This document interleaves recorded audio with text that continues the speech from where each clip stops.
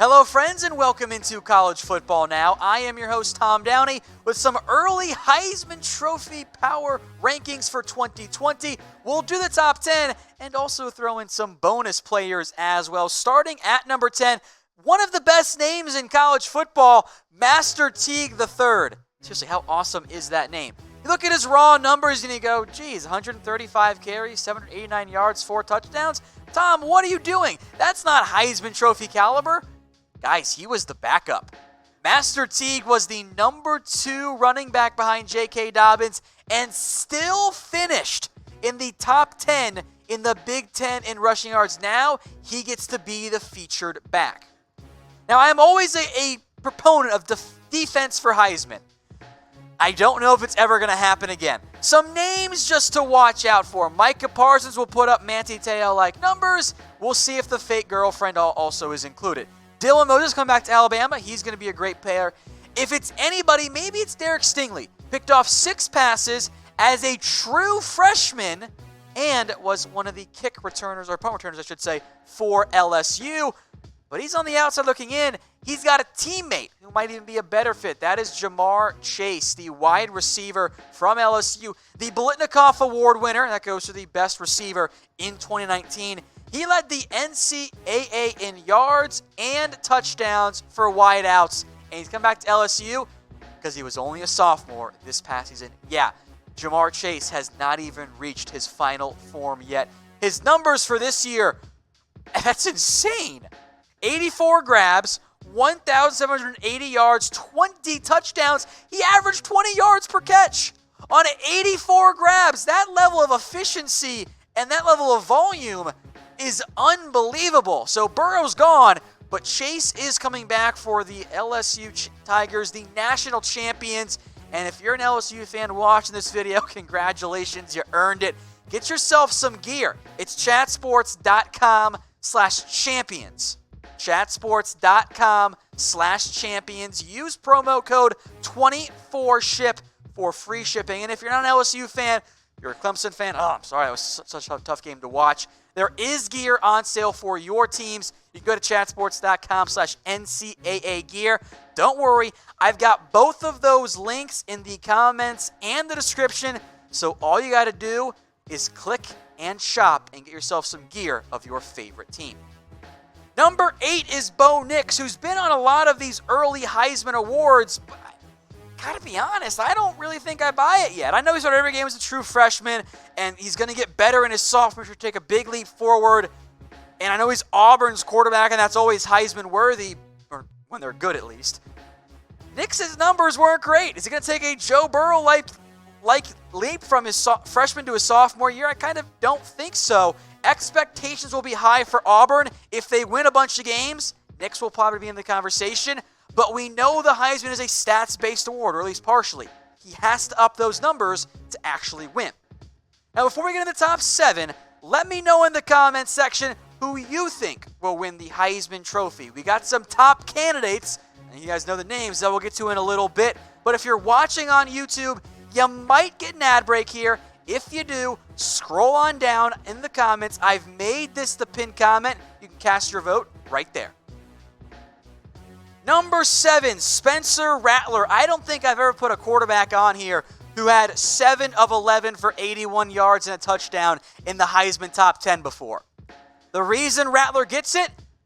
Well, does any position in the college football deserve more benefit of the doubt than the Oklahoma quarterbacks under Lincoln Riley? Different quarterback every single year. These were all transfers. Baker comes in, Heisman number 1 overall pick. Kyler Murray comes in, Heisman number 1 overall pick. Jalen Hurts, runner-up in the Heisman Trophy. We'll see where he ends up getting drafted. All of these players are worthy candidates. Rattler is a complete and utter unknown. But if someone's going to get the benefit of the doubt, why not the former 5-star quarterback? There were a lot of quarterbacks I had a tough time leaving off list. Here are some to watch out for. We got 10 of them, so stay tuned. Derek King has entered the transfer portal. We will see where he goes. Some SEC guys, Kyle Trask, Mac Jones. Kellen Mond could be a sleeper if he actually takes that big step forward. Ian Book, Notre Dame, not the best numbers, but Notre Dame quarterback, normally a Heisman contender.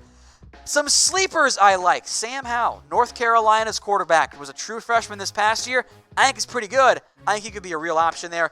Jamie Newman over at Georgia, transferred in from Wake, possible sleeper. Everyone loved Adrian Martinez last year. Oops, that did not work out at all. Charlie Brewer, Tanner Morgan, one of their coaches stayed. That was Morgan from Minnesota. They could be sleepers if they repeat what they did in 2019.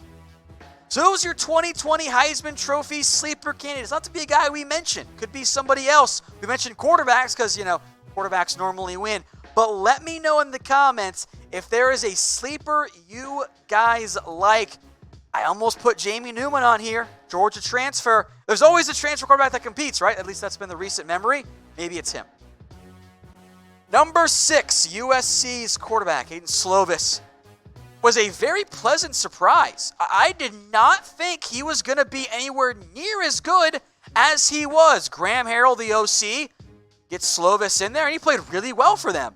72%, rounding up completion percentage, 3,500 yards, 30 touchdowns, 9 interceptions. Now gets an entire offseason as number 1. He'll, I guess, compete with JT Daniels, but Slovis should be the guy. USC has high expectations if they win the Pac-12. Watch out for him being a Heisman finalist. Number 5, Sam Ehlinger, the Texas quarterback. Are they back? Texas, as a reminder, is Schrodinger's college football team. They are always back and yet not back. His numbers were pretty good. He's shown growth year in and year out for Texas. But to actually win the Heisman, Ehlinger has to get Texas the program back. Yes, nearly 40 total touchdowns, over 4,000 yards. That's awesome.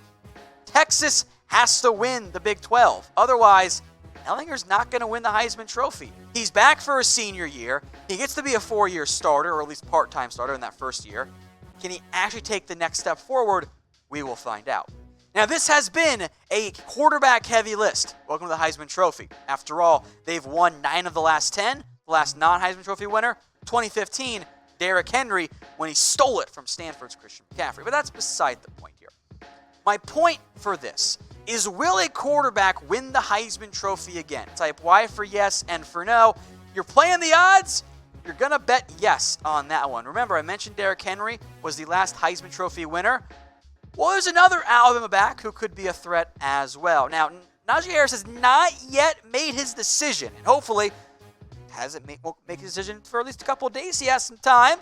If he does come back, and I'm starting to wonder that he actually might, because overall his workload isn't that heavy, he's going to be at the top of the list. No decision yet, but at the breakout year with Josh Jacobs in the NFL, I thought in particular his vision and his feel improved so much. It looked like there were times when he wasn't really sure what he wanted to do early on in his career. Gets a bigger workload. The touchdowns explode. He had a big-time year, still under 400 carries. If he wants to come back, his workload won't end up being that bad. If he is, he's going to be one of the best running backs in college football, but not the best. Look, Oklahoma State producer Dylan fired up right now. Chuba Hubbard had himself one unbelievable year. 328 carries, over 2,000 yards on the ground, led college football in rushing yards, and had 21 touchdowns. I mean, it's insane. You're not supposed to average almost 6.5 yards per carry when you're carrying it over 300 times. Efficiency drops with more volume. Didn't really for Hubbard. Now he's back. I will admit, I was very surprised. Producer Dylan thought it was never in doubt, but he's a big Oklahoma State homer, so it's fine there. I like Hubbard a lot. He is actually, I think, a pretty clear-cut number 3 for me.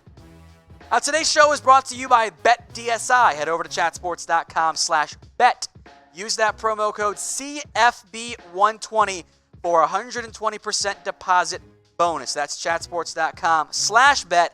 Use that promo code CFB120. College football season's over. Bet on the NFL playoffs, college basketball, NBA, and all of the major sports. Now, the top 2 are, frankly, I believe, interchangeable. It is a 1A, 1B, 2 clear-cut frontrunners.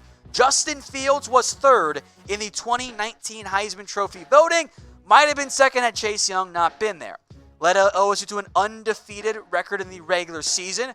and then a CFP and a college football playoff appearance. Great numbers, but not the most snaps. Fields is great. He is going to be, I think, really co-favorites. If you undo the cop-out, he's 1B. Trevor Lawrence is 1A. Yes, Trevor Lawrence did not play the best in the college football playoff title game. Turns out LSU's really good at football. Wow, who could have seen that one coming there? But Lawrence, also, his team beat Ohio State. And for me, that is the ever so slight differentiator in what is a clear-cut top 2 frontrunner for the 2020 Heisman Trophy. Their numbers aren't that different. Now, Fields had fewer snaps. Lawrence struggled a little bit early in the year. They both played very well. They both, I thought, really impressed in their CFP matchup. You can go either way here. They're both that good, and I honestly cannot wait to watch these two quarterbacks duke it out head-to-head, technically speaking, across the board as they compete for the number 1 overall pick in the 2021 NFL Draft. So who's the better quarterback? Type L for Lawrence, F for Fields.